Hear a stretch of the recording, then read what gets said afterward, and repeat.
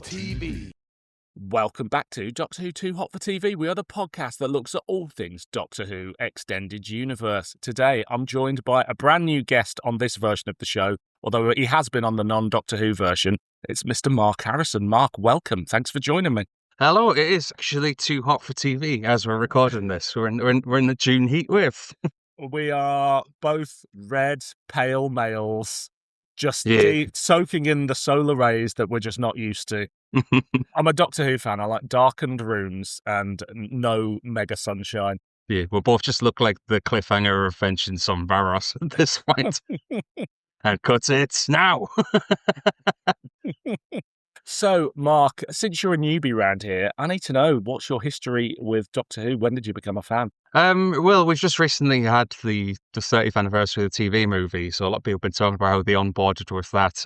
More accurate, say I onboarded with The Curse of Fatal Death, because I was a Mr. Bean obsessive at that age and in a Blackadder and stuff, so that was kind of my first taste of Doctor Who, and I sort of promptly forgot about it for a few years until it came back with a new series, and then as soon as the Christopher Eccleston run finished, kind of like the rest of 2005, I was just jumping into all sorts, like seeing what get my hands on, like secondhand Big Finish CDs, like DVDs from the local library, Target novelizations. I found out recently I'd never watched Image of the Vendal.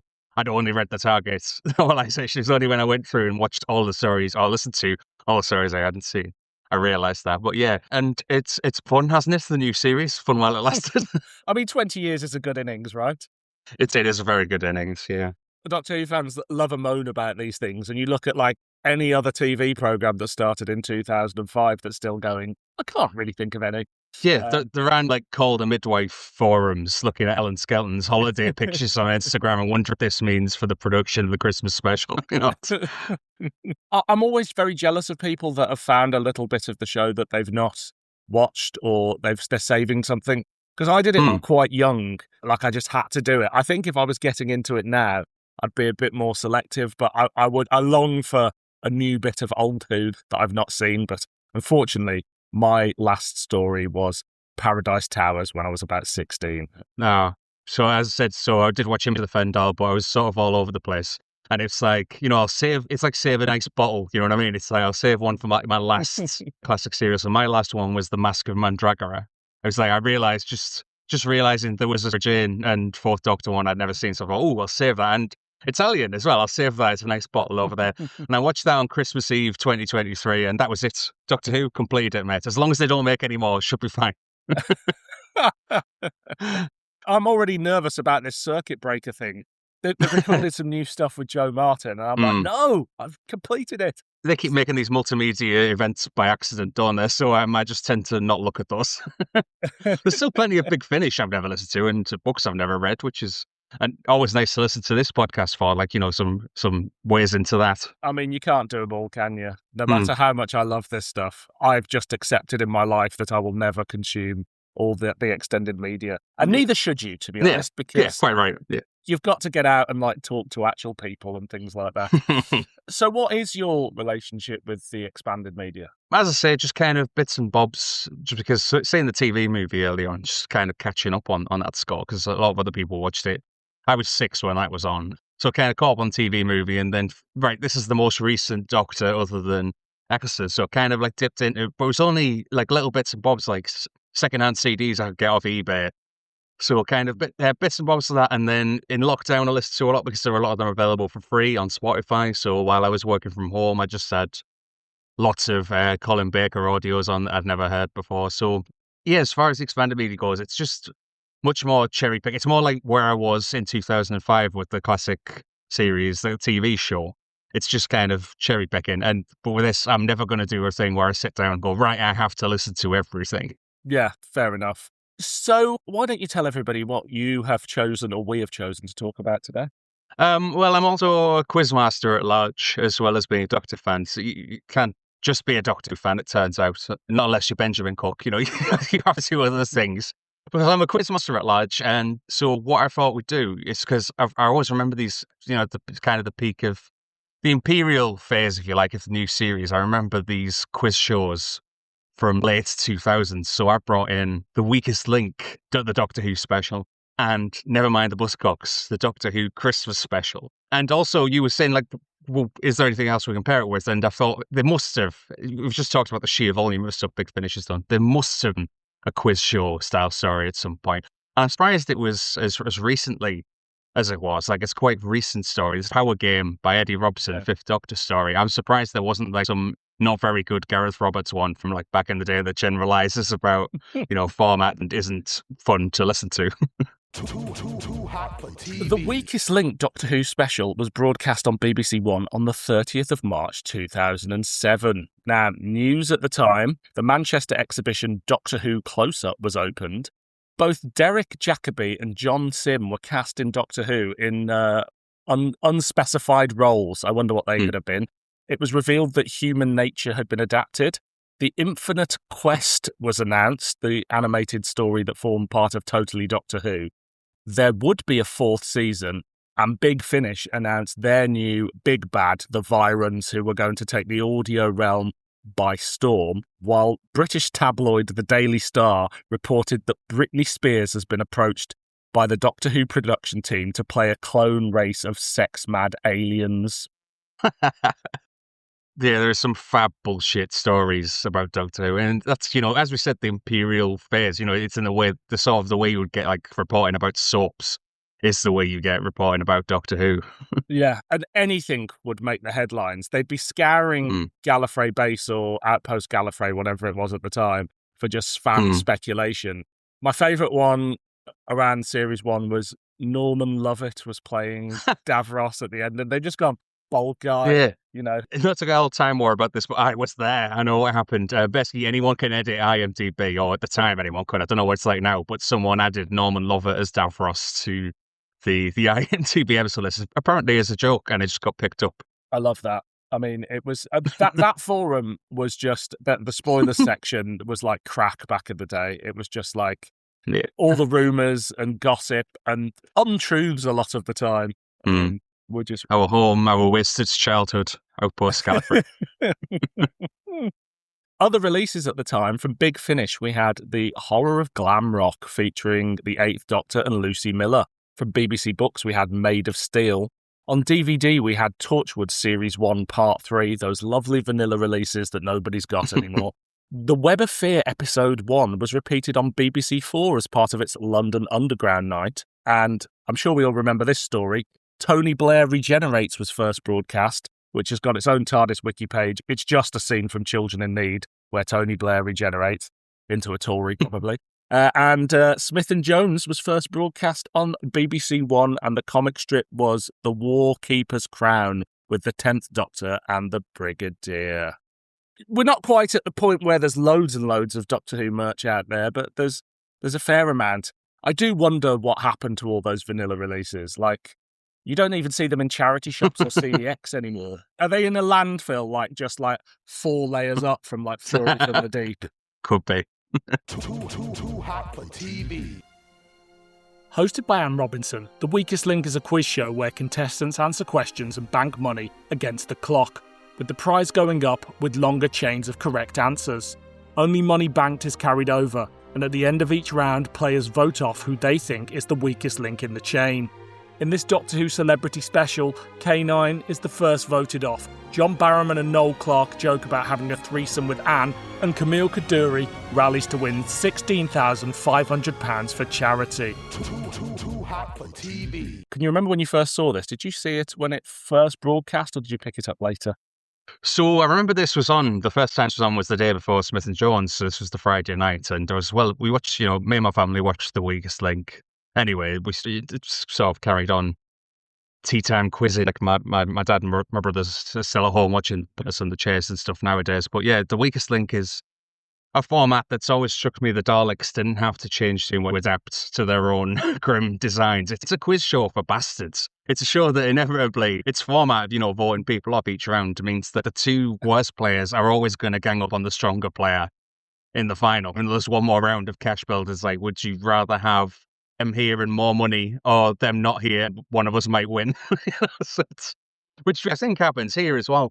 But yeah, I remember seeing this, and not yet being of the age where these brand tie-ins can make you cringe. And they sometimes do, but going back to, I don't think I was quite prepared for, times have changed by the very first two contestants that we get on this, when it kind of goes down the line. Should we go through who's on this? Because it's I think this was must have been recorded after Series 2. It's a very Series 2 heavy lineup. Like you get some regulars, but also some guest stars. Yeah, there's some very exciting names and some people you sort of forgot were ever in Doctor Who, aren't there? Yeah. So yeah, let's go through it. So obviously, number 1, John Barrowman, Captain Jack Harkness. He's not in the public favour anymore. He's cancelled, but not quite cancelled. He still shows up on Channel 5 and things like that, right? Yeah. Next. Noel Clarke. Hello. Yes, I forgot you were in this. And just them two on the end, just the naughty kids sat together in this, really, because at different times, 2007, man, look at where both of those actors are now. Would they now brought a Doctor Who quiz special where there are so many jokes about two of them both having sex with Anne Robinson at the same time? Noel Clarke making... well, we'll get back to that, but yeah.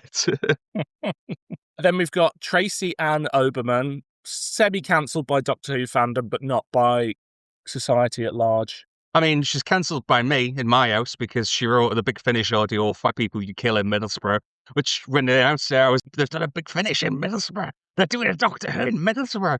And then it just turned out to be this, it'd be worse if Corbyn was running the government during the pandemic wank fantasy for some centrist dickhead. So, oh, fucking hell. Yeah, if you ever want me back, if you ever want to really hear me cross, let's get back onto the Middlesbrough Big Finish at some point. Oh, absolutely. Consider yourself booked. Shit.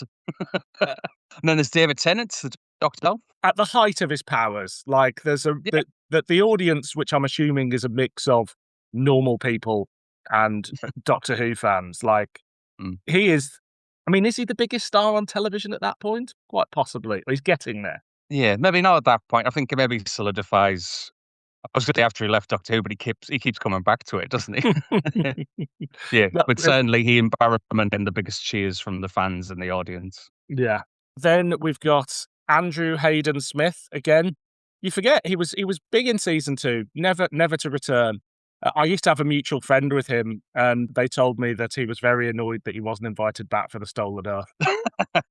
Well, that would have been something. And he's put his name in the opening titles as well. 6 names, and then and Hayden Smith. Camille Kajuri, Jackie Tyler is next up.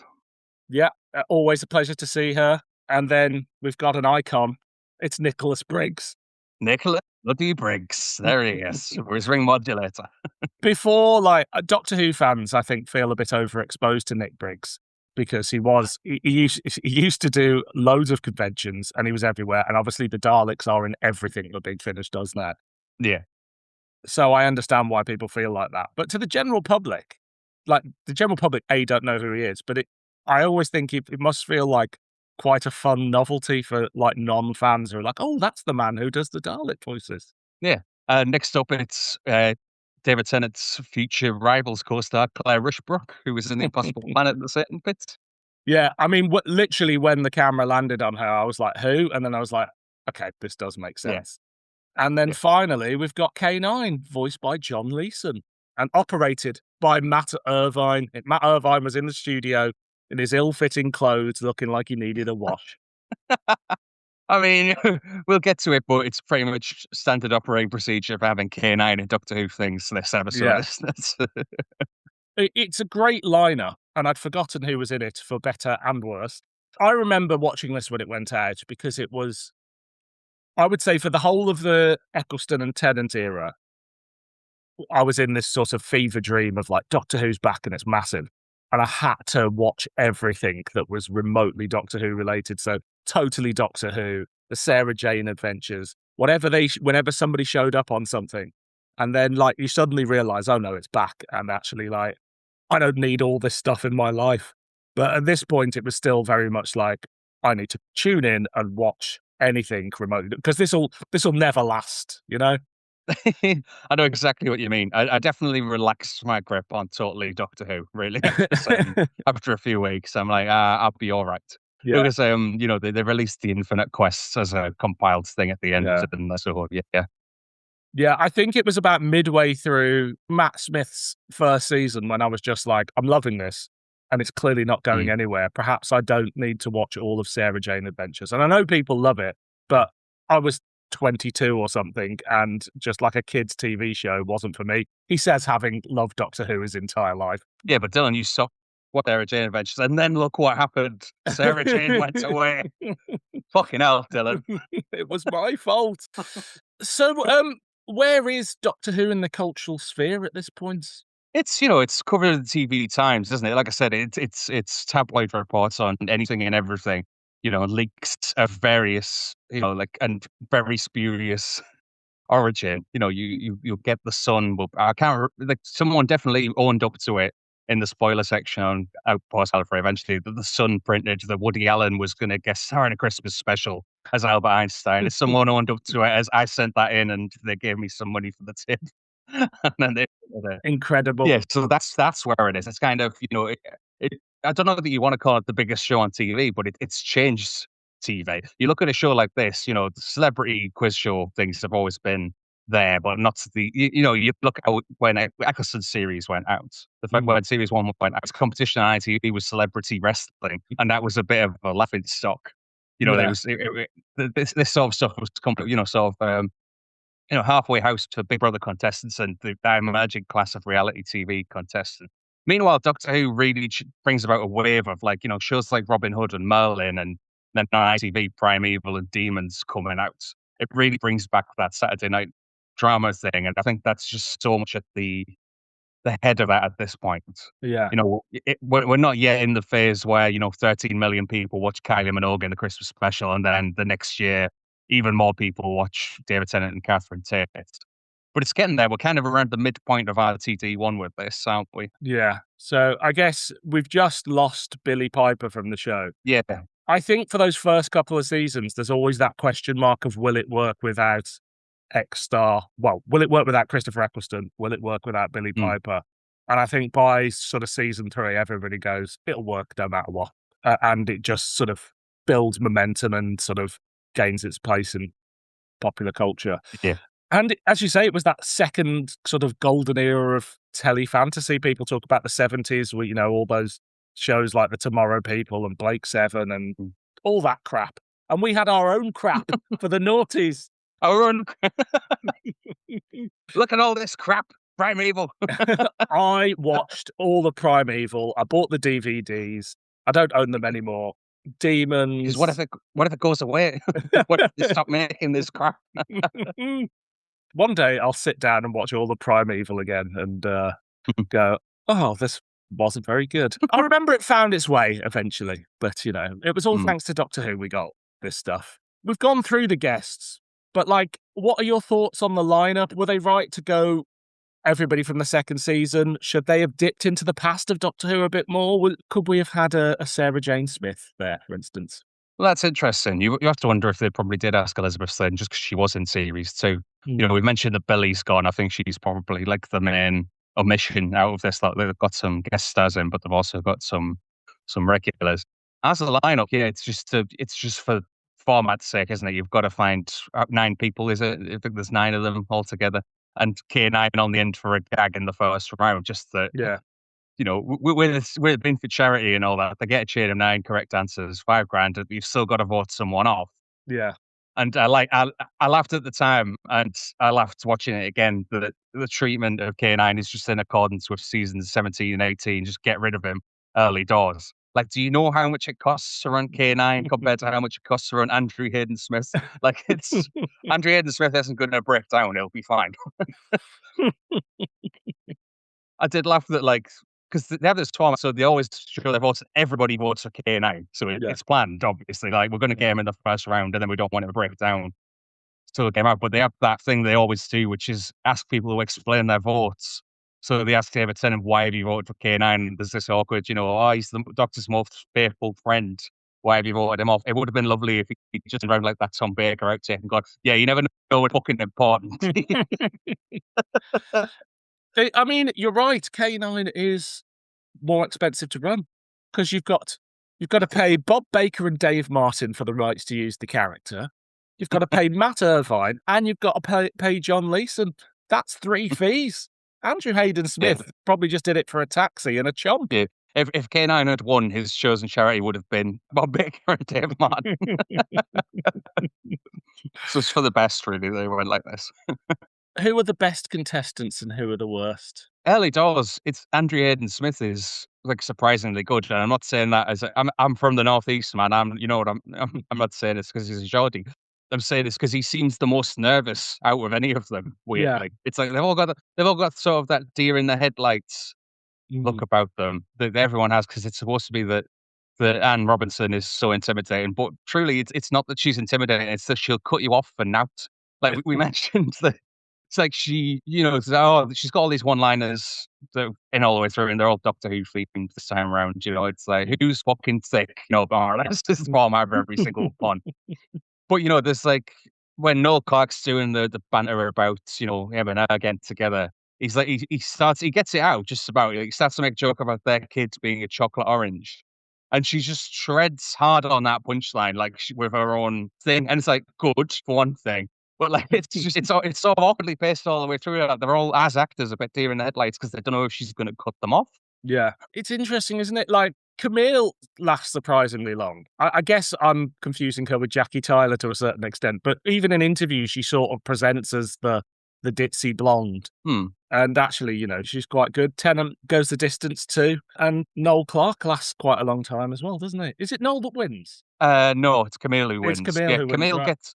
Yeah, Camille is on the receiving end of a lot of Anne Robinson's banter. Is the whole thing about the Weakest Link is that it's that New Labour nasty era stuff. It's like, all right, we've said the Tories have gone, things aren't nasty anymore, so we won't be as much of a prick as we want to everyone. It's this era of that Kilroy Silk game show. It's like to share or to shaft. Every game show is about sharing, shafting, not sharing.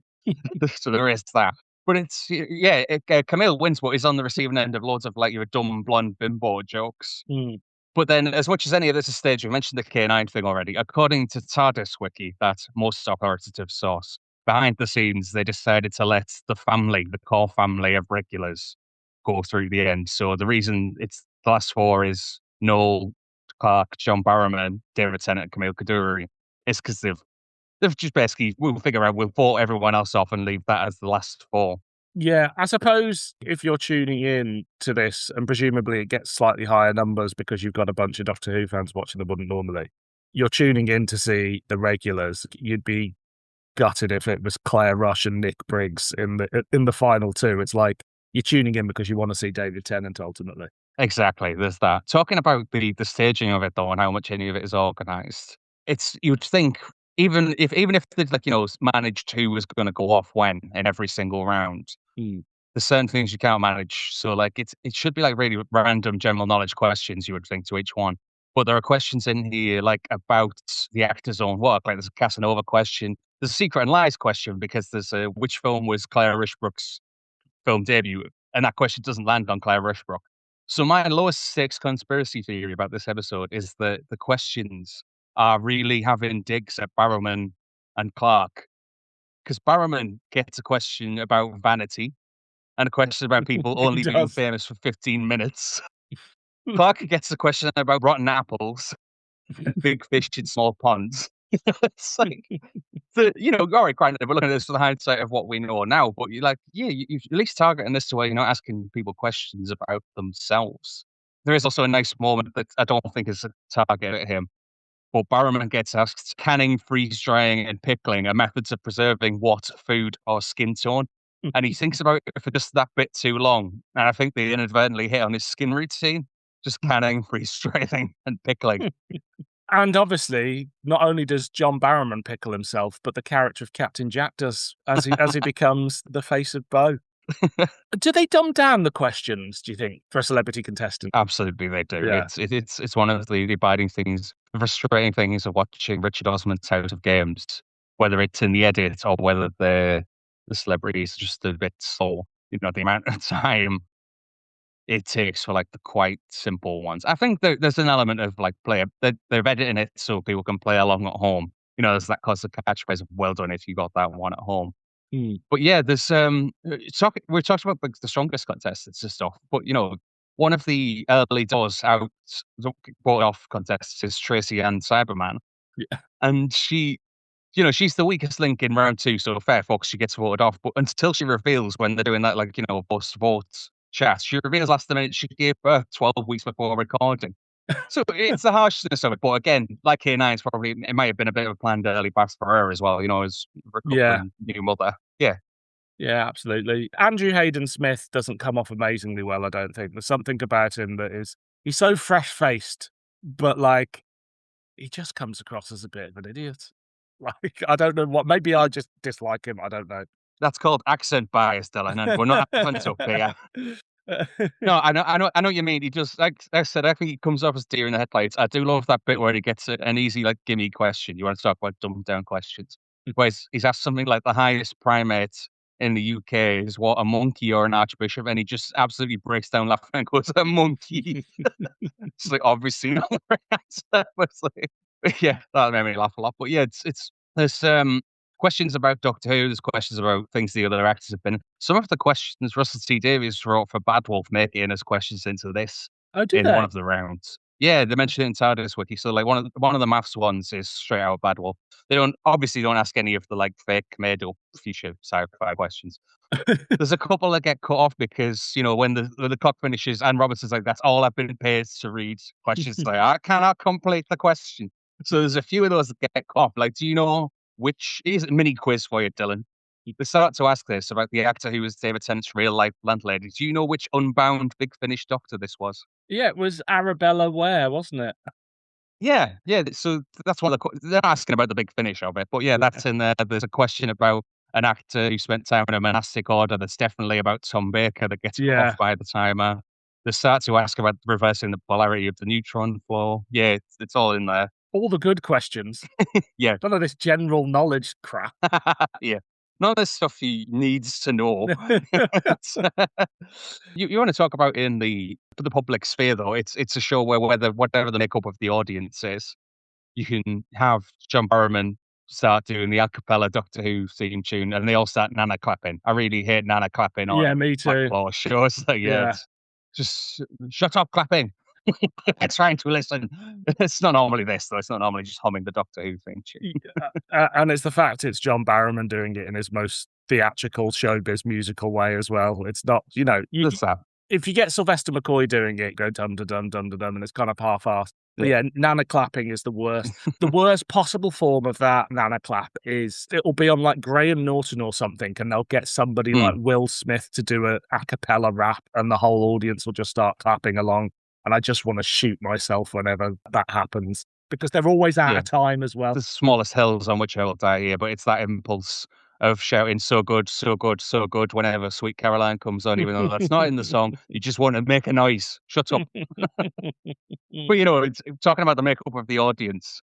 There is, gasps and howls in the audience. First when John Barrowman gets voted off, and then when David Tennant gets ganged up on by Camille Kaduri and Noel Clarke at the end. You've got rid of the hotties, the fan faves. Yeah. At this stage, at this 2007 stage. And it is a snapshot of where we are, especially compared to when you look at the next thing we're going to talk about. Yeah, very true. Do you think we get a real glimpse of their personalities, or are they very much in showbiz persona? I think that the weakest link is something, specifically, as I said, I'm going to keep saying deer in the headlights, but it's just that the put downs and the pressure, the time pressure and that kind of thing. It's all a bit specific to that. Like, I think any celebrity special of Weakest Link is much the same at the time, the way people play it, except occasionally a celebrity will just try to outrageously flirt with Anne Robinson to an absolute brick wall, and we get two of them here. Which two, you ask? Well, which two do you think? Yeah, what a surprise. Best moments, worst moments, anything stick out? It's a mixed one. I mean, both come in the final round for me. I think it's nice that Camille wins after all the shit she goes through earlier, and she does rally. She starts out, that's like rotary and hover, a type of what's gardening equipment. It's a lawnmower, and she says spade, as in like rotary spade and hover spade. I think they were in a Doctor Who somewhere, so it's nice that she wins. She wins 16,550 quid for MS charity and children who are carers. And then the worst moment is hot on its heels because it's sudden death. So Noel loses because he doesn't know the name of famous racist explorer Captain Cook. I can say that. He's Middlesbrough's hero. He's a fucking racist. For me, the highlight is just seeing Nicholas Briggs on real television. That's always an excitement for me. It's like, oh, you've made it, Nicholas Briggs. It's like when he shows up in Kidulthood. Who is that? Yeah. It's the dream for Doctor Who fans. Like a wild Nicholas Briggs sighting. Like it's Pokemon Go. I've got a vague memory of Sylvester McCoy being on The Weakest Link. Is there another Doctor Who one? He's probably on another celebrity. They made a lot of celebrity ones. It's very possible that he was on, another celebrity edition. As I say, I would have been scouring the listings if there was another one. They've definitely done. I know Pointless has had a Doctor Who special, and that's not so much. I don't think there's any new series actors on that, unless it's pre-Barrowman being persona non grata and he pops up in there maybe. But I remember there's like Colin Baker and Nicola Bryant and one of the pairs. I think Sophie Aldrin and Sylvester McCoy get paired together as well. And they've both alternated on, they've turned up on other episodes of Pointless as well. So it's just this thing of there's so many celebrity editions of shows now. Like, do you remember this thing the other month? Amanda Holden has her own quiz show now, and it launched with the celebrity version. Like, we'll do the plebs later. We'll do the celebrity inner circle first, the real inner circle, and then I'll do some normal people. Now, I've just had a quick Google. There is another Weakest Link Doctor Who. It was done for children in need, and it's got, amongst others, Colin Baker and Sylvester McCoy on it. I imagine it's like 15 minutes rather than the full hour. Yeah. I could be wrong, but maybe we'll come back and do that another day. Yeah, let's pause, go find out and come back. Yeah. Is there much more you want to say on The Weakest Link? It's a horrible new Labour nasty show, and obviously they've had to revamp it. Much like the other show we're going to talk about, it's currently on. They've revamped it, and it's just less shit to people now. There's still the one-liners, and there's a host who has a personality as opposed to a bit. So that's nice. The thing is with Ramesh hosting it, like you feel like he's making up the gags himself, whereas with Anne, they're all in her ear, and as you say, he finds a way to be a bit of a prick, but not make it personal. And so it's a little bit more, it feels a little bit more accessible. It doesn't feel like people being bullied on television. Yeah, the android in Bad Wolf was always a little bit of an open goal. That obviously appears at the beginning of this as well. But, getting Anne Robinson to voice it is a gimme, really. Her delivery isn't that much. A delivery in this, when she's actually doing it, is somewhere between a robot and Catherine Tate as Lauren, funnily enough. Just, what have you done that for? I'm a robot, sort of, it's just that very robotic staccato kind of delivery. Just why she didn't last on Countdown. There's not a lot of she's a bit, she's not a presenter. Yeah. So, is it a clanger, a banger, or an average meander? It's an average meander, isn't it? It's an episode of The Weakest Link, but it's fun because as you said, it asks questions about the important things like Doctor Who. And, there's some nice stuff in there. Up to the point of K9 getting voted off, you could just have that, and it much as a skit for the children in need, could have just been like that. It could have just been a scripted sketch thing. But yeah, it's just a nice, it's a sort of in that weird space between promotional thing and just the Doctor Who is everywhere of it. Yeah. It's same for me. It's an average meander. It's nice to see Doctor Who on its rise to sort of global domination, and just the fact that it's current again in people's minds. And I don't think there's any jokes about wobbly sets and things like that. It's really changed how the show is seen by the British public, which is nice. Too hot for TV. Never mind the Buzzcocks, the Doctor Who special was broadcast on the 16th of December 2009. All the news at the time was basically centred around the death of the 10th Doctor. So it was just things about the end of time. Nothing remarkable. We've all seen the end of time, but needless to say, it was everywhere. Other releases at the time. Big Finish, we had Secret Histories, which was a Bernie Summerfield story. Iris Wild Time and the Claws of Santa. Plague of the Daleks featuring the 5th Doctor and Nyssa. An Earthly Child featuring the 8th Doctor, Susan and Alex. Death in Blackpool featuring the 8th Doctor and Lucy. Mission to Magnus featuring the 6th Doctor and Perry, and the second series of their Cyberman spin-off. Then from BBC Audio, we had A Sting in the Tail and The Hive of Horror, which is a 4th Doctor, Yates and Mrs. Wibbsey audio. From Obverse Books, we had The Panda Book of Horror. Online, we had The Advent of Fear, The Doctor on My Shoulder, and A Ghost Story for Christmas, which were all little short stories and things like that. The comic strip was The Crimson Hand with the 10th Doctor and Magenta. on television, the Dreamland Omnibus was first broadcast. The End of Time was on TV. And on radio, we had 2 documentaries, The Lost Episodes and Shelved were both broadcast, which were about the past of Doctor Who, the legacy of Doctor Who. So we've seen there, within 2 years, the output of Doctor Who sort of merch and spin-off has gone from a couple of releases to there's bloody loads of it, because Big Finish and other people have realised there might be some money in this now that Doctor Who is pretty popular. Yeah, I think it's possible that we're talking about David Tennant being the biggest star on telly. I think it's possible this Christmas is what launches him. There's the launch pad for that, because he's on the idents on BBC One, the Christmas idents. He's absolutely everywhere.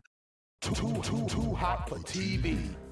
Originally hosted by Mark Lamar and then by Simon Amstel, Nevermind the Buzzcocks is a comedy panel show where 2 teams of celebrities answer quiz questions about music trivia. Rounds include Next Lines, the Identity Parade, and the Intros round. The Doctor Who special is hosted by David Tennant, with Catherine Tate and Jamie Cullen on Noel Fielding's team, and Bernard Cribbins and Joe Wiley on Phil Jupitus' team. Tennant makes fun of John Barrowman and the Sugar Babes, but not Coldplay.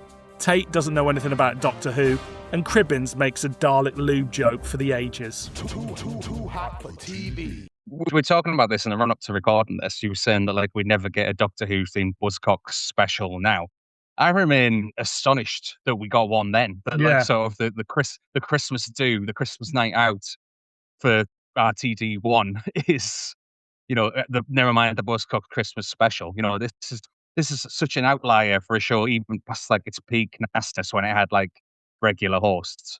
And you know, it's always been the Ross comedy style of panel show. It sort of comes out with the music press at the time as well, as what I don't like going back to these now. I watched Nevermind the Buzzcocks at the time and found it funny. You know, it just sort of, I like Matt Lamar from Shooting Stars, and you know, even a lot of the music jokes going over my head at the time. Looking back on it now, it's that music press thing that sort of started happening towards the late 90s, beginning of the 2000s, that killed off a lot of music publications. That's enemy, you know, lad culture sort of thing that's often dismissive of black artists and pop music and this kind of thing, but ring fences their artists and bands.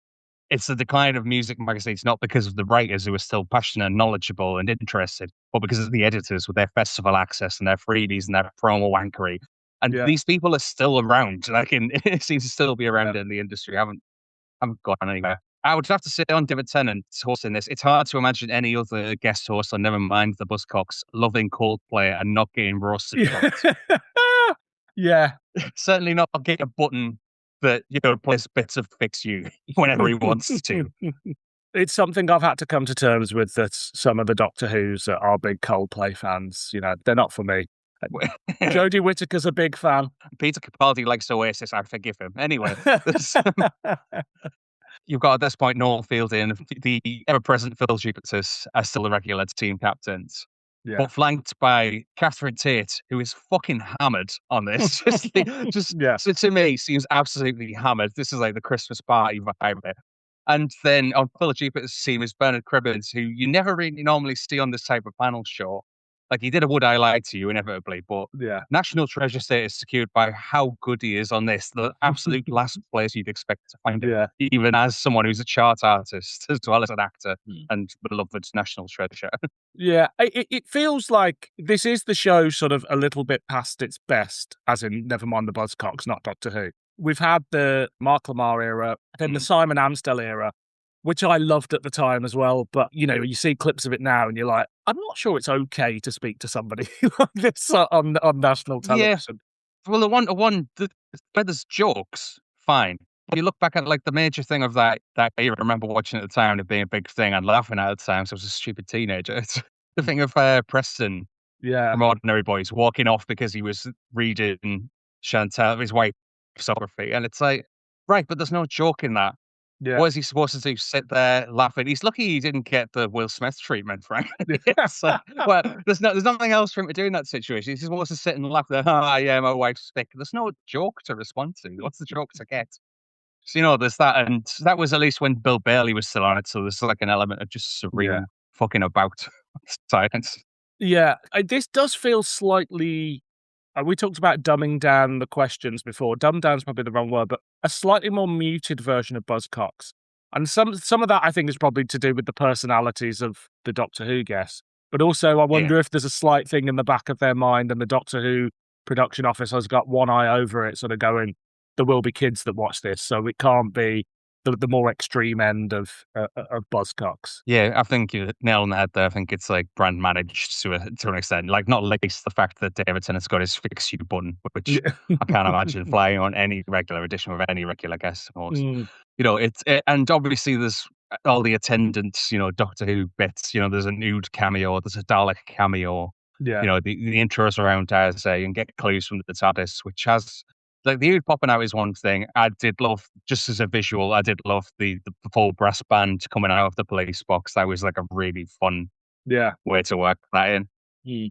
It's still got a little bit, it's a push and pull a little bit. Like, certainly Phil Jeepers, Noel Fielding sometimes drag it back to what he usually is. There's like this weird bit where Phil Jeepers kind of spins off about the TARDIS having a sex chamber. And like, oh, could you fuck a Dalek and all this kind of thing. And Bernard Cribbins kind of saves him by making a Dalek loop joke, just says like spot a WD-40. Cribbins is, and I've forgotten, Cribbins is hilarious every single time he opens his mouth in this. Like, no matter what it is, he doesn't say anything if it's not going to be really funny. Like, this the thing, and he's a bit surreal with it as well. There's that thing early on where Noel Fielding says, "Do you want a job writing for the bush?" The show he's coming out with is really good. Yeah. Catherine Tate, I think, is, you know, does tend to be on chat shows a little bit like, especially Graham Norton, where they're handing out drinks. But I really think in this, it's like Christmas party vibes. Yeah. For her, where she's, you know, talking about not knowing anything about Doctor Who. She has a quite funny anecdote about not recognizing Chris Martin when they're talking about Coldplay. I do think it's something she puts on a little bit for the cameras, but she plays ditzy, forgetful. Oh, I don't really know anything. But I don't think, like, she's a smart woman who's written hit comedies and played Donna with so much nuance and, like, was able to reach emotional points that I don't buy that that's who she is day to day. No, of course, yeah.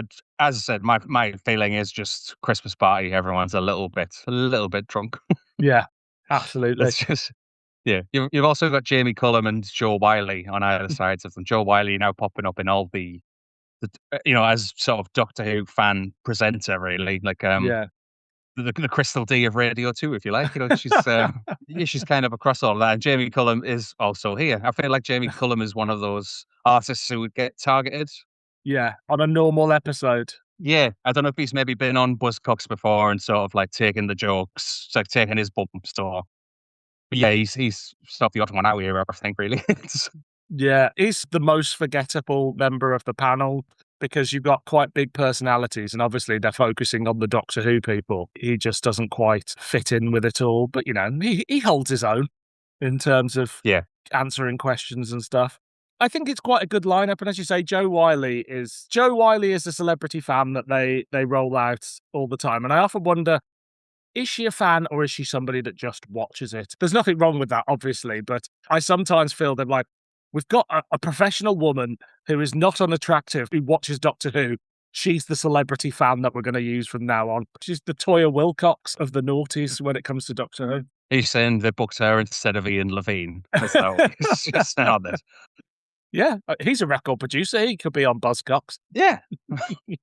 But arguably never ever should be. Yeah, absolutely. Jamie Cullum, I guess, makes sense as a booking of, you know, this was still post-Watershed, but it is that sense of, like you said, best behaviour. You know, I plays around at this point, as you say, kid's probably going to go watch a Doctor Who Buzzcocks thing at some point. But, you know, the best behaviour thing, like you look at the rounds in this, the intros round is always good value for that, but they've added some Doctor Who stuff on there. The ID parade sections, which are much more in the vein of the Weakest Link, like having a go at people, are much shorter in this than they are in regular episodes.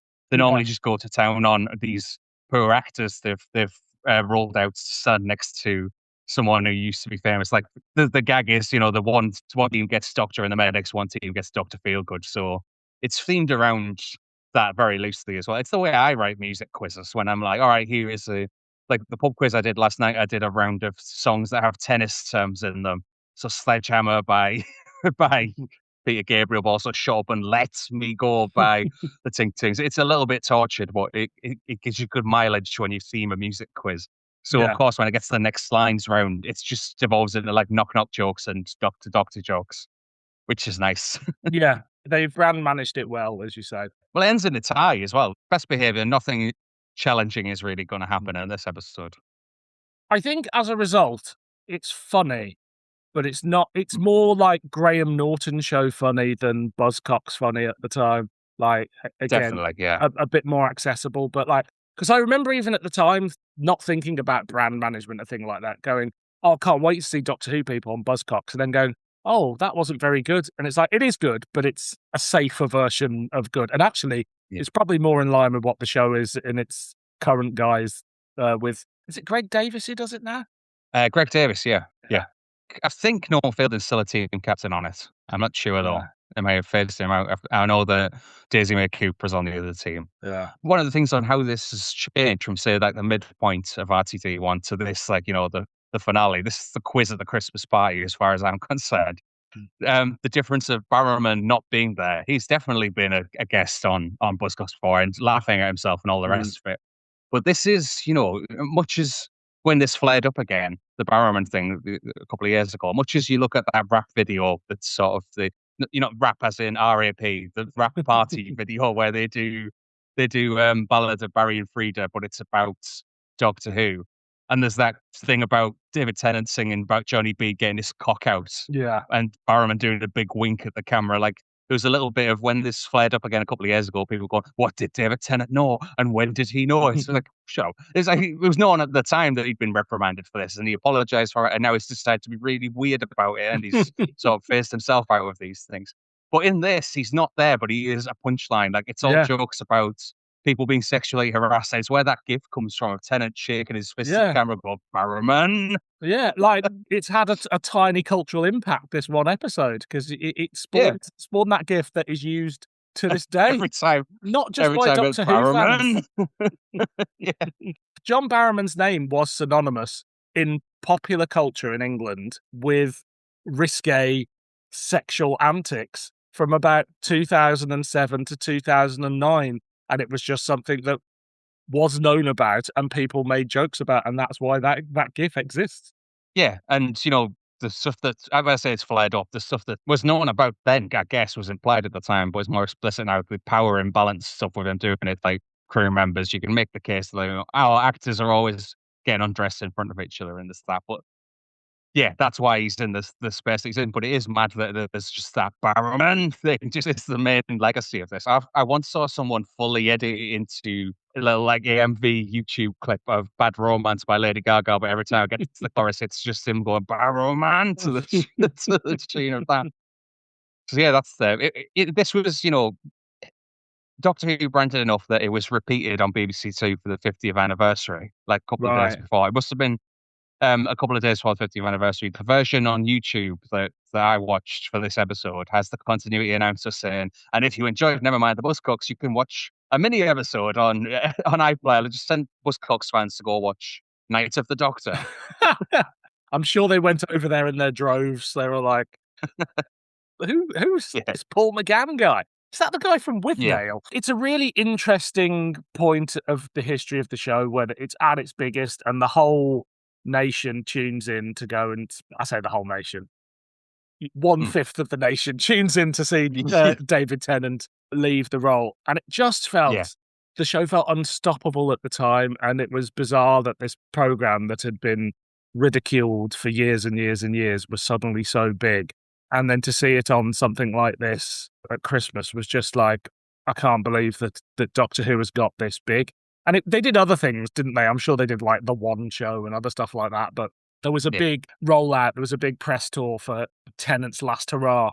I always remember on New Year's Day when the second episode of End of Time aired. And after Confidential, they aired a trailer for the next series. And my housemate at the time was not a Doctor Who fan, but would watch it, and he just suddenly went, well, what was all the fuss about? It's just the same. Like, it's just the same guy. Yeah. I was like, yeah, like, it's fine. He was like, it was a big emotional goodbye, and it's just like, oh, he just looked exactly the same as David Tennant, and that was it. Yeah, it's another one, isn't it? Because that does arguably run, but like probably more around the world than it does in the UK. Like that moment, that like flashpoint. Yeah. In David Tennant and the end of this era of Doctor Who being everywhere, like sort of launches nicely into the next few years, or maybe up to like the 50th anniversary. But it's stuff like this kind of tails off. Like we're looking at the midpoint and the tail end of RTD1. Like this is the, there are other David Tennant panel shows from that Christmas. He was just absolutely everywhere. This one is so specifically Doctor Who themed. That's a novelty.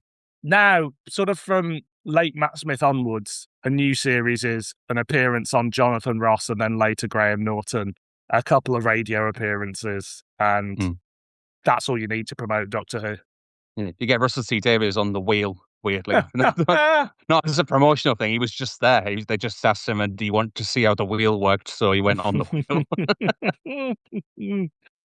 Do we have much more we want to say on Buzzcocks? Just that, my favourite moment of this is probably, and for me, shows how good Cribbins is on this, is there's like a Tennant off the auto cue doing a line about a bit of trivia about carrying an old bra going at auction for £6,000, and Cribbins just chips in, do you want to see it? And like, sees and then he carries on. I can't remember what the line is now, but he carries on the scripted joke and gets to the end, just turns to Cribbins and goes, your joke was better.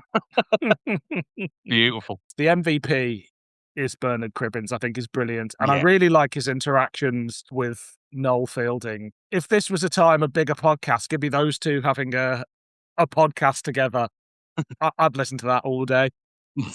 And it was that era, Buzzcocks was big, Doctor Who was big, The Mighty Boosh was big, and it was just like seeing all these things sort of convalesce together, and it's just a bizarre cultural moment. Yeah. A clanger, a banger, or an average meander? What say you? I'll call it a banger. I haven't watched this in a while and have found myself laughing a lot. Yeah, as I said, it's that thing of looking back at all the Buzzcocks clips now, and there's still stuff in this. Like I said, the TARDIS sex chamber rant that's just like doesn't hold up, but it's like the personalities on it make it funny in spite of the format. As much as it's brand managed and it's safe, everyone's on their best behaviour mostly. Yeah, this is a very funny episode of Buzzcocks. It's a banger for me too. It was great to revisit and to just be in that era again. And also just see Bernard Cribbins, who, is no longer with us, and to remind what a great, not ambassador for the show, but just what a great presence he was whenever he showed up on anything Doctor Who related or not. Yeah, just in himself, like literally everyone to all ages. Yeah. From whether it's that old Jack Sport thing he did on CBBC after this, to, never mind the Buzzcocks. Like at all ages, you're just delighted to see. Yeah. Absolutely. Too hot for TV. Doctor Who Power Game came from Big Finish Productions on the 12th of February 2019. It was written by Eddie Robson, directed by Ken Bentley, and produced by Scott Hancock. News at the time, Doctor Who had returned to South Africa for more filming in the Chibnall era, and Resurrection of the Daleks and Revelation of the Daleks were finally getting novelised after many, many, many moons. Other releases at the time, we had from Big Finish, Missy Series 1, The Fourth Doctor Adventures, Series 8, Volume 2, featuring the Fourth Doctor, Anne, and K9. We had Torchwood, God Amongst Us. From BBC Books, we had The Elysian Blade with the Second Doctor, Jamie and Victoria, The Earth Adventures Collection, and Doctor Who and the Sunmakers audiobook. The comic strip was Herald of Madness, featuring the 13th Doctor and the Fam. And on DVD, we had Resolution. So we fast-forwarded to the Jodie Whittaker era for this tale. And 2019 seems quite recent, but actually it's nearly a decade ago now, right? Yeah, the long 2020 has really fucked up everyone's perception of time, It's an odd thing, yeah. It's another one of those, when you name that year questions in pub quizzes, people always think it's like they sort of have that, lockdown year as a barrier in their head, like, oh, nothing happened in that year. It's like, no, the answer is sometimes 2020, Yeah. If you had asked me, I would have said this came out 18 months tops ago, but clearly that is not the case. Too hot for TV. The Fifth Doctor, Tegan and Turlough, have lost track of Kamelion in York, 1984. 3 weeks into their search, Tegan is also abducted and recruited to play the incredible Power Game, a TV game show in which contestants collect power gems from the alien hostess. The Doctor and Turlough meet Una and Richard, members of a local sci-fi and fantasy group who are obsessed with the show. They learn that Power Game is unlisted in the Radio Times, instead interrupting programmes at random intervals on all 4 channels. The Doctor deduces that the hostess is Kamelion in disguise, under the hostile influence of a telepathic energy-based life form on the run from their own people. She abducts Turlough to play against Tegan in the next episode, and the Doctor gives chase to the parallel dimension where she's hosting the games. When the TARDIS snaps back to its own reality, the Doctor confronts the hostess and transmits her plans back to her home planet's authorities, who promptly arrive and arrest her, removing her control of Kamelion. The Doctor and friends teleport back to their own dimension. As they leave in the TARDIS, Kamelion receives a recall signal from his home world. Too hot for TV. Have you ever heard this before? No, as I said, we were looking for something Big Finish. I assumed when we were chatting about it that Big Finish would have done something like it. And it's a TV game show, and I kind of love what they do with it. It's so rooted in 80s TV game show specifically. Like in the making of, Eddie Robson talks about the adventure game, the Krypton Factor, and the Crystal Maze. I did wonder, like, if there might be the one concession to a younger audience listening to this is the description of the contestants taking turns doing tasks, just as a nod to Taskmaster. It's not a quiz like when RTD does the Weakest Link in Bad Wolf, or even when Chibbo has the security questions in 42, it's like a bit of a pub quiz. It's not a quiz, but a game show, which is, I guess, I don't know, I think maybe a quiz with questions would have been easy to do for an audio format and would have added something like playable. But as it is, we've sort of got that in the way you have descriptions of the action on those shows. It's an interesting way to approach it. Yeah, I'd long given up the Big Finish monthly range at that point. So I'd not heard this before. But as you mentioned earlier, I'm surprised it took them so long to get into a quiz show format, because it kind of seems the obvious thing to do. And I really like how they utilize the setup. And one thing Big Finish have been really good at in more recent years is making the 80s Doctor stories sound quite 80s, in terms of the music they use. They go heavier on the synths and stuff like that. And there's been a real decision in places to just sort of stylize it a bit more and almost make it more 80s than 80s Doctor Who was in a way. And the game shows, the game show setup here, I think, really works. Yeah, the game show jingles, like the power game jingles and music stings in this are great. Like, as someone looking for jingles and music stings for a thing at the minute, I'm envious of how good the jingles and music stings are in this. And as you say, you very much get the adventure game vibes from it, or Nightmare. Like those are the things that I think of as these people are sort of tasked to do these in like a world that they describe as very Quantel, which I think, is instantly a reference point that Doctor Who fans will get, because non-Doctor Who fans aren't listening to this. That's true. What do you think of the 2-episode format of it? It's an odd one for me, because with Big Finish, you mentioned the Lucy Miller adventures earlier on when we were talking about stuff that was out at the same time as The Weakest Link. I quite like that, it's not my observation, I quite like that Big Finish moves into that sort of 45-minute episode thing after years and years of doing McGann stories that are 4-part, 25-minute serials.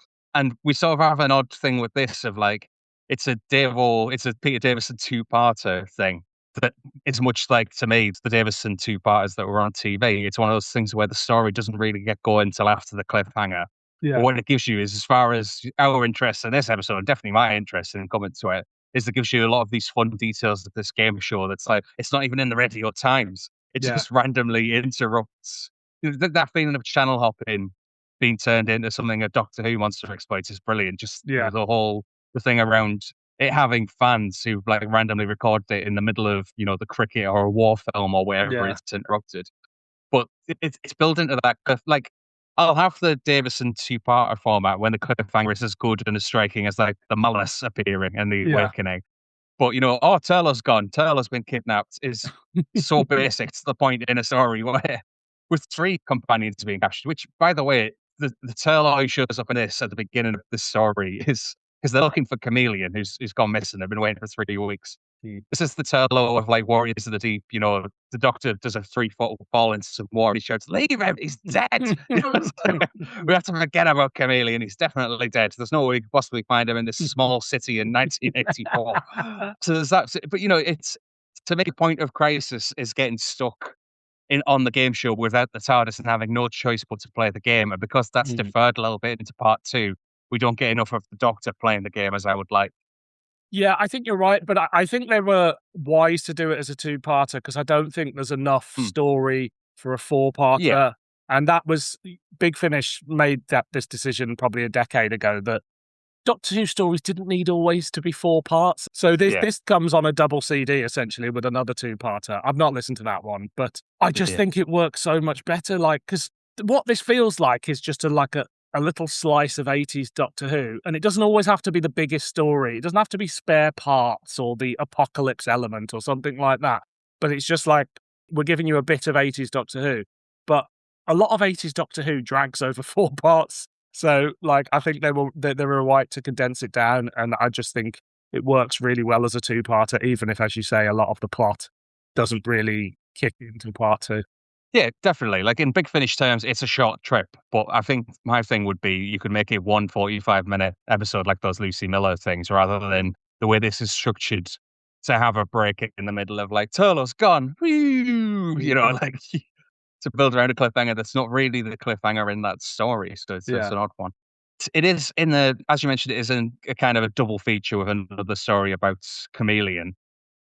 And as far as Black Thursday is the other one, is a very serious historical story. Right. Also set in 1984. So this is kind of written as the darkness and light. We want, a story to follow this. And this cliffhangers into another one I've not listened to called Kamelion Empire. Just started this trailer at the end of this. You get John Culshaw as Kamelion that's been quite central to the story. And I just think Kamelion's character, we're back on K9 again, are we? Unworkable props and, the terrible tragedy behind that prop being unworkable in the show. But it isn't necessarily a character finally getting their due or anything, because he has a definitive beginning and end in the 2 TV stories we do get with Kamelion. But I think more than most companions, he's a playground for writers, and that definitely shows of what Robson does to me. Like, this is another Kamelion under hostile influence story. Yeah. To the point where Kamelion at the end of the story is talking about, this always happens, I'm rubbish, mate. It's like, which is what we eventually arrive at in Planet of Fire, when he's written out. It's kind of, it's not reinventing the wheel on Kamelion stories, but there's things you can do with a shape-changing robot, like, co-opt them for a TV game show that only appears when you're really looking for it. That's fun. That's box office for me. Yeah, no, I like how they use the character of Kamelion, and it's nice to see Kamelion get a bit more airtime in the way that a lot of Doctor Who companions feel overexposed with Big Finish. Kamelion hasn't had that many stories, and as a result, it's quite nice to just get a couple more. And we're not the first people to say this, but obviously in the TV show, the prop was unusable, and the operator sadly passed away. But it is a shape changer. So, like, it's good that they utilize that here. Like, you could get an actor in to play the Eddie version, guest character, guest companion, guest cast of the week, which is something that was right up JNT's street. So I don't know why he didn't do it. So I have to say, we obviously don't hear Kamelion's real voice until the end. And I'm not saying John Culshaw's taking the piss now, but it is just John Culshaw's voice with an effect on this time. Look, John Culshaw has moved into Big Finish Towers. They need to find things for him to do. And, as I said, this, I guess it would form a kind of trilogy with these 2 stories about the search of Kamelion and then, the travels to his home planet afterwards. You're getting the big series finale type thing that's trailered at the end of this, and that's more of him. But yeah, you're right. It is him just doing a robot voice. Yeah, okay, right. Anyway. I am John Culshaw. I am not John Culshaw. Oh shit, he's glitching again. Someone bang John Culshaw on the head. Or he turns into Blair. People of Britain. Don't do your bloody Tom Baker again, mate. We've heard it. But yeah, nice to see a bit more or hear a bit more of Kamelion. Even though I think fairly early on, you're kind of like, oh, well, the game show's going to be Kamelion having a malfunction or under alien influence. Yeah. It's a decent enough ride to get to that point. What do we think of this alien threat that's taken over Kamelion? It's kind of, this is what I mean about the structure of it a bit. When you're doing part 1 of, you've got to build up to an extent, the host says it's Kamelion. It's like, yeah, no shit. Otherwise it would be really irrelevant. Davison has that line about, like, I really hope it's the same problem, because otherwise we have 2 problems. It's like, I think you're safe to guess that this is the same problem. You don't have enough episodes to have multiple problems. Yeah, it's got that big Finnish thing of, oh, look at that person who is wearing this, descriptive, audio drama type thing that's a bit, telling rather than dramatizing. But I love the description of the hostess having a metallic burgundy jacket. So it's a lovely note. And I love the way she's played by Harriet Kershaw, who's done other big Finnish stories. But you look at her CV and ranges from Shakespeare to Fireman and Stam, and she's fab in this. Like she really livens up along with the music and how well that's done. Like I really enjoyed that side of thing. It's not doing it's lively again. It's not doing temptation to do an android type thing like an Anne Robinson style Ice Queen / robot. So I like that aspect of it. And we're sort of on track to do. Eventually they have to explain what their evil plan is, just with the way the story is structured. But it does. I'll tell you what I do like in this. It's a nice thing that Eddie Robson does with the Fifth Doctor in Fanfare for the Common Men as well, which I listened to recently. It'll be the villain is doing their, talking thing. And they'll go like, look, it's no use, Doctor. I know what you're doing over there. You're going to do this with the thing. And Davison just kind of goes, oh, that would have been good. No, what I'm doing is keeping you talking so I can do this. And he gets them with something else. And that's like a nice, you never really get that with the Fifth Doctor and Telly, like that sort of shithousing kind of thing. I've heard Eddie Robson do it twice now in recent stories, and I like that a lot. Davis is far from, like the Fifth Doctor anyway, is far from my favorite version of the character, but like with Colin Baker in the audios, you get other things you can do with that character that's nice here. Like I like all of the Fifth Doctor's interactions with the fangirls and fanboys in this. No, not fangirls and fanboys of Doctor Who. And there's lots of tropes along these lines when you get fangirls and fanboys as characters. But I quite like Una and Richards in this. Yeah, it makes good use of the regular cast and the limited guest cast that you get in these stories now, because it is like, I think they're limited to something like 8 characters or 9 characters now when they're doing something, but they all get their little moments. You know exactly who each of these characters are. They're not people that like, oh, Una's going to return, Richard and Stuart are going to return, or what have you. It's just like they're very much like your guest cast of the week, and they all say goodbye at the end, and they help move the plot along. Yeah, and it's as much as it's not, you get that obligatory gag when the Doctor leaves in the TARDIS, saying find some other TV show to obsess over, the meta winking thing. But it speaks to the 80s of it, that these are fans of a TV show trying to find out everything they can about it by watching tapes and passing tapes around.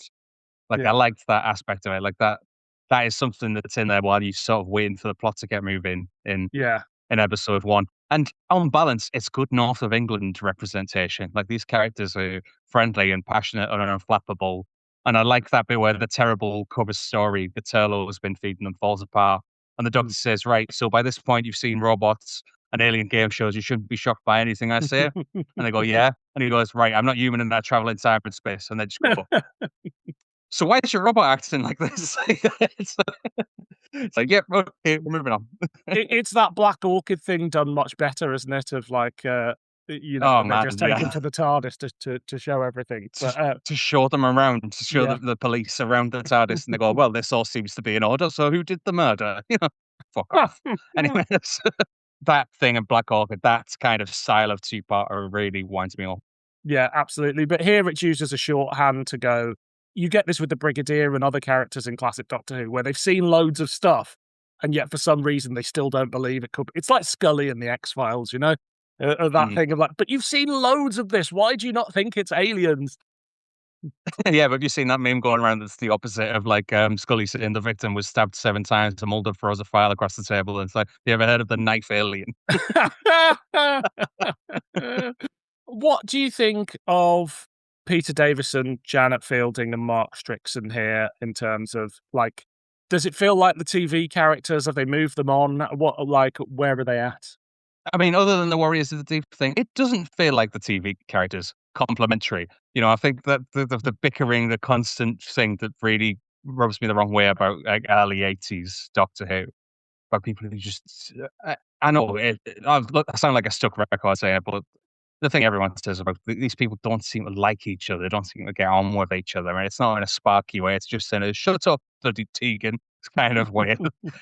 Less so, I think, as it goes on. As I think Davison's performance gets better season on season, even if the stories don't necessarily for me. But in this, yeah, you've got that thing, the vocal cracks that every actor, and especially Peter Davison, has, like years and years later. But it gives them some nice stuff to do. I mean, I quite like the stuff with Tegan kind of gamely, playing along with the power game before she's, before it's putting a gun and, Yeah. it's getting the plot mechanics type stuff. I think going, being quite pleasantly surprised she's good at this. I think Turlough being an absolute out of his element fish out of water, just making shit up Yeah. to say, the doctor's my housemate. We live in, stand behind this wall so I can go get him so you don't see the police box we actually live in. Like, that's fun stuff, like the actual thing of, why won't they do a historical companion or an alien companion in the new series? Like, right, well, if they were going to do it, this is how you could handle it. You make them weird like Yeah. that. And as I say, I like that there's a more dynamic Fifth Doctor in this. Yeah. At no point in it is he still around saying, there should have been another way. It's like, yeah, you're the Doctor. It's your job to come up with another way, dickhead. Yeah, I feel generally that it's present in this audio, but you really hear it in some of the others where they've gone, well, the TARDIS during the Davison era was just full of people who fucking hated each other and didn't want to be there. And Yeah. they've sort of taken that DVD commentary version of the real them who mock each other, but it's an affectionate mocking that you do with someone you're really close to, and just make all the relationships a bit more warm. So you understand why Tegan might want to hang around with the Doctor and why they'd keep Turlough around. Yeah, they play like mates as opposed to whatever the hell a lot of the early 80s is. I've not heard loads with this lineup specifically, but I would think that with the Davison era, if you have got this thing of you only have 8 characters, I think big TARDIS teams are going to pose a bit of a problem, isn't it? If Yeah. 4 of the characters are the Doctor and the companions. Yeah. I feel like they all get enough to do in the hour runtime, 50-minute runtime. And I think Eddie Robson's just really good at weaving these sorts of stories that ticks all the boxes.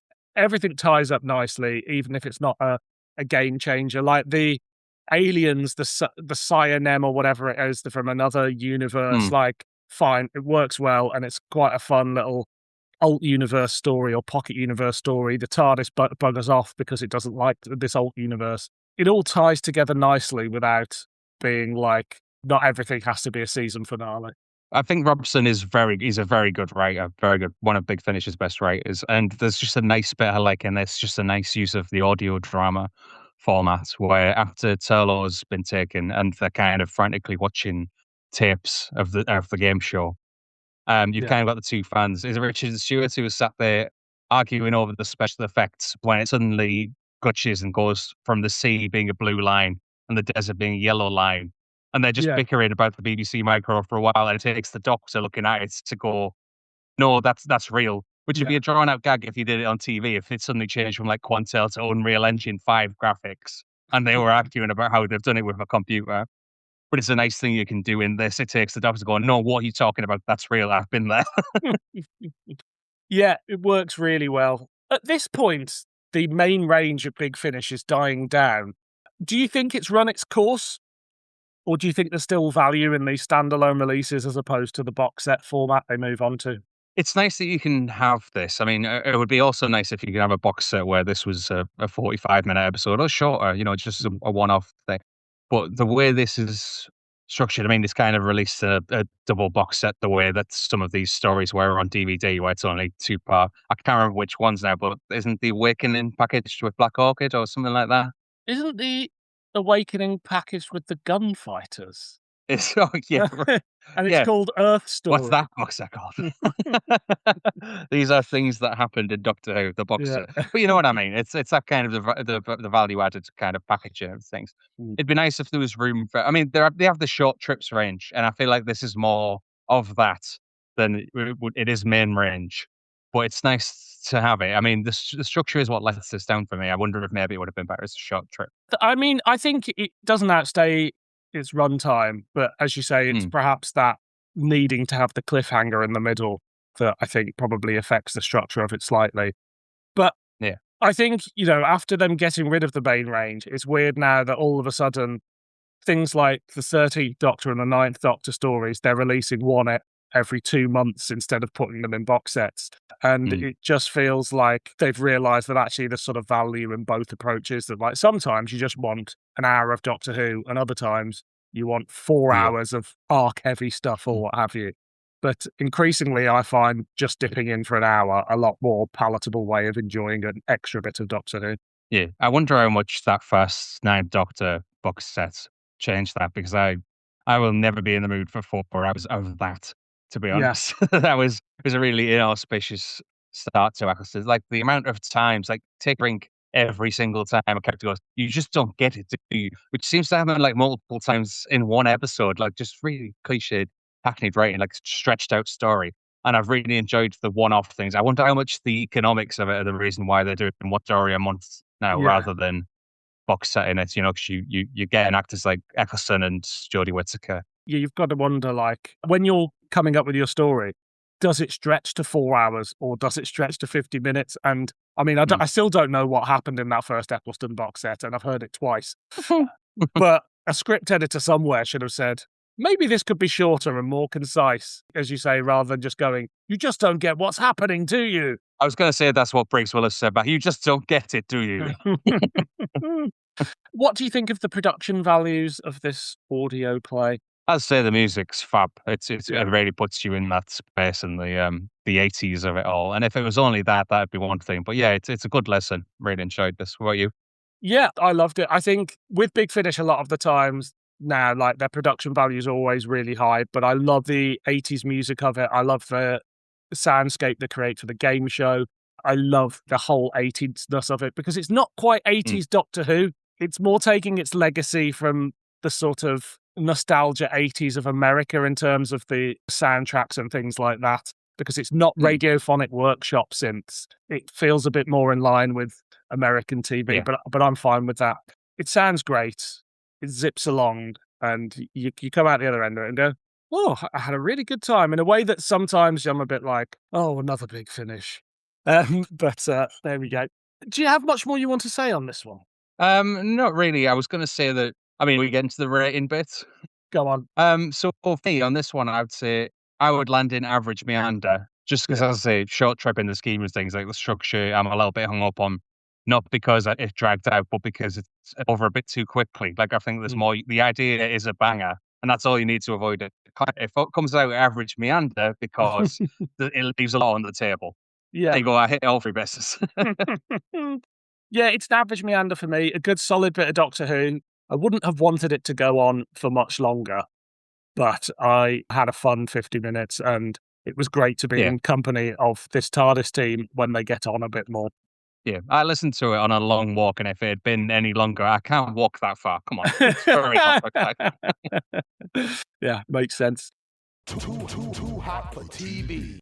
I've brought in a game, Dylan. I've brought in a game for us to play. Oh, how exciting. Just while we're talking about the intersection of Doctor Who and game shows and quiz shows, and, a lot of actors are contestants, you also get a lot of quiz show hosts on UK TV who've acted in Doctor Who. So this game I brought in for you, Dylan, is called And Here's Your Host. I'm going to give you the name of a game show, a UK game show, and you have to tell me the title of the first Doctor Who story that its host appeared in. We're not counting Whoniverse spin-offs or voice roles or anything like that. So basically, if I said Paul O'Grady's Saturday Night Lineup, well, the host would be Paul O'Grady. What we want to know is the Stolen Earth was the first Doctor Who story that he was in. And obviously, Anne Robinson, Bad Wolf, etc. So I'll give you the title of the game show, and I'll give you the channel it's on. If that's any help at all, it might not be. Does that sound all right? Yeah, perfect. Let's see how I get on here. Cool. So what was the first Doctor Who story to feature the host of Beat the Chasers from ITV? Bloody hell. Beat the Chasers. Oh, was it The Woman Who Fell to Earth? It was The Woman Who Fell to Earth. Yeah, Bradley Walsh also hosts The Chase, the quiz show, not the Dalek serial from the 1960s. The £1 Million Drop, Channel 4. Oh, Kablam? Who are you thinking for that, Lee Mack? Yeah, I couldn't think who hosted it, so I just took a stab at it. If I told you the £1 Million Drop is hosted by Davina McCall. Oh, then that would be Bad Wolf. It would have been Bad Wolf. It's not what I've got written down. I forgot you was in Bad Wolf. So well done. That curses, you've won my quiz, and now I have to fuck off back to my own dimension. I did have the church on Ruby Road written down, and I did say we're not counting voice rolls, so I'll still have that. Yeah, no, it's all right. It's all right. I forgot she was in Bad Wolf, though, so we'll have it. We'll allow it. Tenable, ITV. Tenable. Oh, I don't know who hosts that either. This is proving an issue with my lack of quiz show knowledge. There's only 7 more. Tenable. I'm going to say Kablam again. It's got to be right at some point. You would think. Alas, no. Warwick Davies is the host of Tenable. So Nightmare in Silver. Here's an oldie for you. Kickstart, BBC One. Kickstart. Is it The Empty Child? Is it John Barrowman? No, this is an older quiz show than this one, so this is a classic series one. I'll give you that. So who has hosted a quiz and also been a Doctor Who regular in the classic series?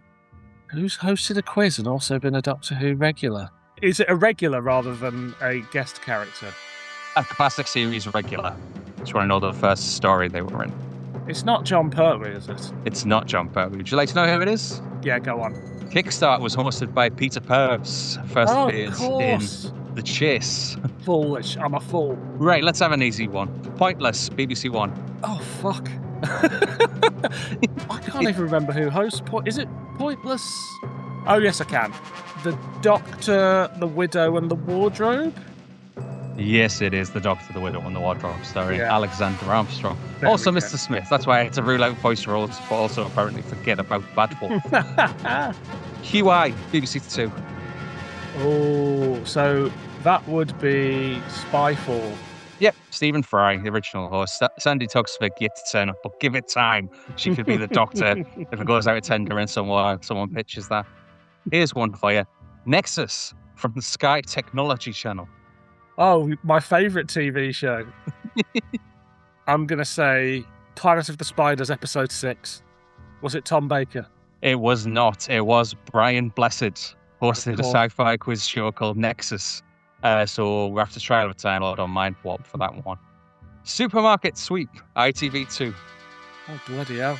Dale Winton. No, that's why we specifically need the channels for this. Supermarket Sweep, the ITV2 version. Oh, it was Rylan, wasn't it? So it'll be the Interstellar Song Contest. The Interstellar Song Contest, indeed. So one more for you, straightforwardly.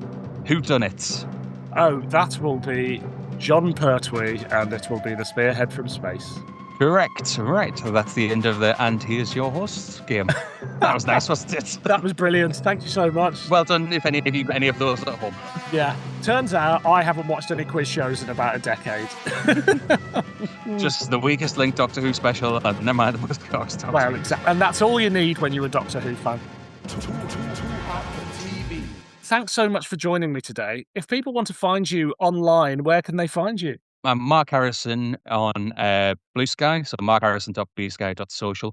I'm also working on something, brought that quiz game in, and I mentioned I'm looking for jingles for something. And that's called The First Question. That's a podcast that's coming along sometime this summer. It's hidden in plain sight at the moment, so if you want to go follow that, some little Doctor Who quiz-related bits, while some audio recording and editing goes on in the background. So you follow that on Blue Sky as well. That's firstquestionpod.bsky.social. If you go give that a follow, you'll see what I'm up to later in the summer. There'll be something. There'll be a full series in 2026. Imagine that. Amazing. Well, I'm very excited to hear what you come up with. And, I'm scheduled to appear on it myself at some point. Yep. I'm going to. Next time, I'm going to be joined by another newbie round these parts. My good friend Harry Palmer is going to join me. And we're going to do a bit of an experiment in that we have listened to the entire output of Big Finish for 1 month, the month of May, and we're going to jump in and find out whether all the cliches are true or not, and see what about 14 hours of Doctor Who in 1 month really feels like. But until next time, I've been Dylan. I've been Mark. And this has been Doctor Who Too Hot for TV.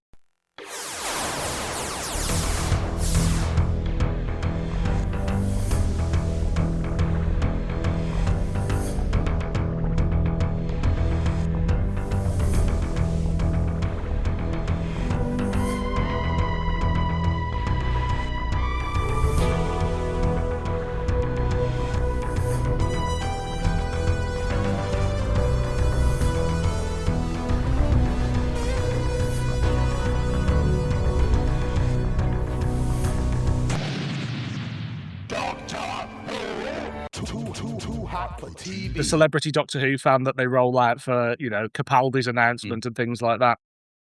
I often wonder, like... That was Zoe Ball. Oh, yeah. was it? Oh, fuck. Yeah. Ignore me. Same thing. Sorry. Yeah. I'll cut that. But Yeah, it's all right.